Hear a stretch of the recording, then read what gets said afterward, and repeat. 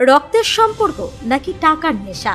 নিজের দাদাকে পৈতৃক সম্পত্তি থেকে বেদখল করার অভিযোগ উঠল তৃণমূল নেতা ভাইয়ের বিরুদ্ধে। শুধু তাই নয়, লক্ষ লক্ষ টাকার প্রতারণা করার অভিযোগও উঠেছে ওই তৃণমূল নেতা ভাইয়ের বিরুদ্ধে। ক্ষমতার অপব্যবহারের এক অনন্য নজির মালদার বৈষ্ণবনগরে। পুরো বিষয়টি দাদা জানিয়েছেন পুলিশ প্রশাসনকে।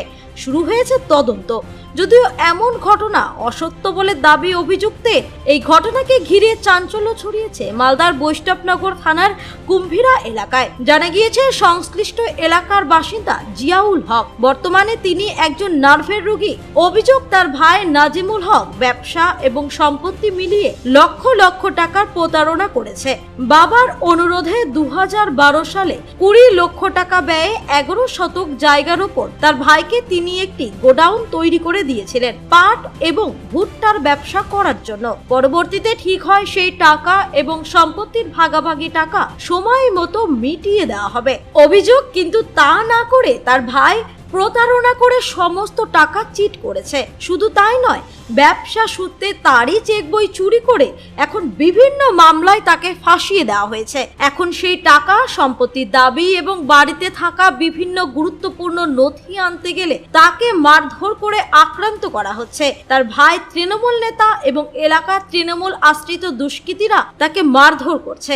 এমতো অবস্থায় পুলিশ প্রশাসনের কাছে ন্যায্য দাবির আবেদন জানিয়েছেন দাদা জিয়াউল হক। তবে সমস্ত অভিযোগকে ভিত্তিহীন বলে দাবি করেছেন তার ভাই ওই তৃণমূল নেতা আজিমুল হক। তার পাল্টা অভিযোগ, তার বাবার সম্পত্তি তার বাবা তাকে দিয়েছেন, তিনি কোনো টাকা এবং সম্পত্তি প্রতারণা করেননি। তার নামে মিথ্যে অভিযোগ তুলছেন তার দাদা।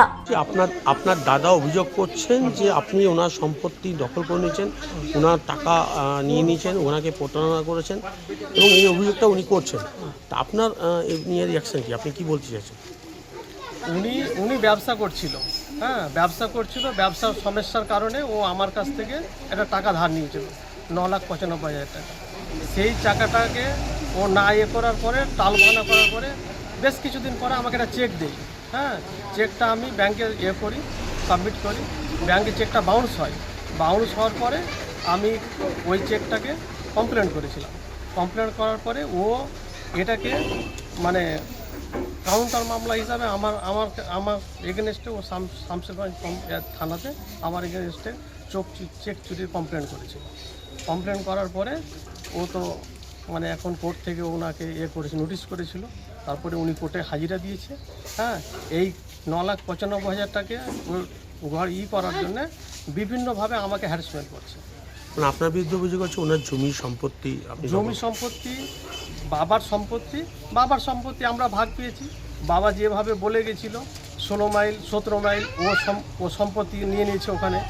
আমাদেরকে এখানে 2 ভাইকে দিয়েছিল আর দিদিরাকে দিয়েছিল।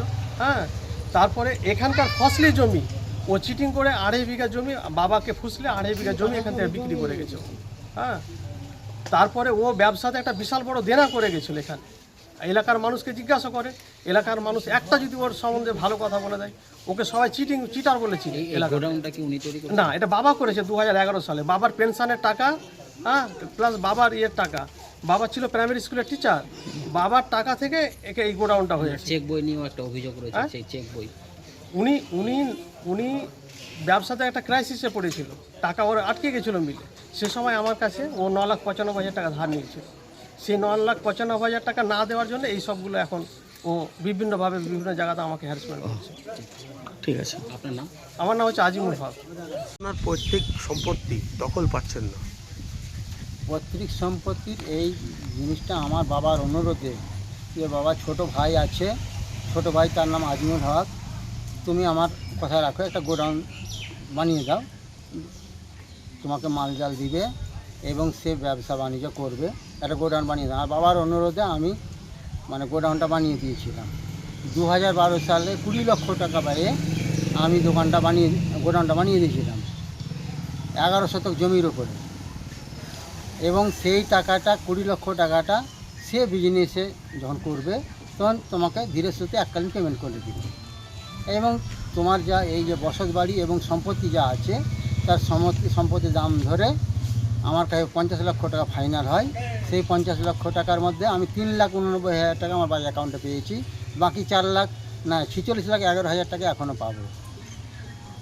আমি 2023 সালের এপ্রিল মাসে এখানে ব্যবসা সূত্রে মানে ধুলিয়ান থেকে ব্যবসা সূত্রে আমি এখানে এসছিলাম থেকে ব্যবসাটা করছিলাম, এবং ব্যবসা করতে করতে 2023-24 আগস্ট পর্যন্ত আমি বিজনেসটা করেছি পাট এবং ভুট্টার।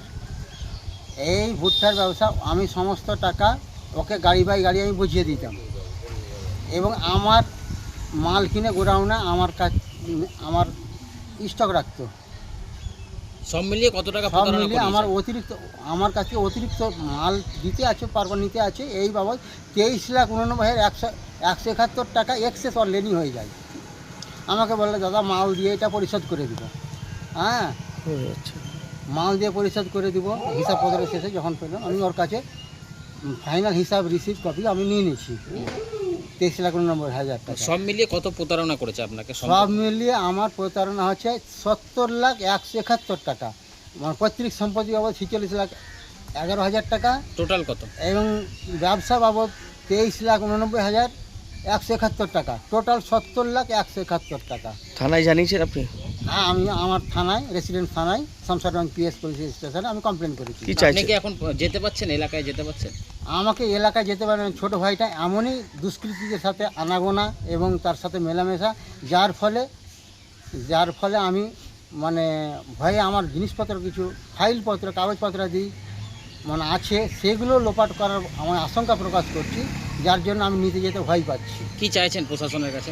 প্রশাসনকে আমি আমার আয়োকে বলেছি, শামসারগঞ্জ আমার আয়ো মিঠুন হালদারকে বলেছি, স্যার আপনি একদিন চলুন, দিয়ে আমার জিনিসপত্রগুলো রিকভারি করে নিয়ে আসছি।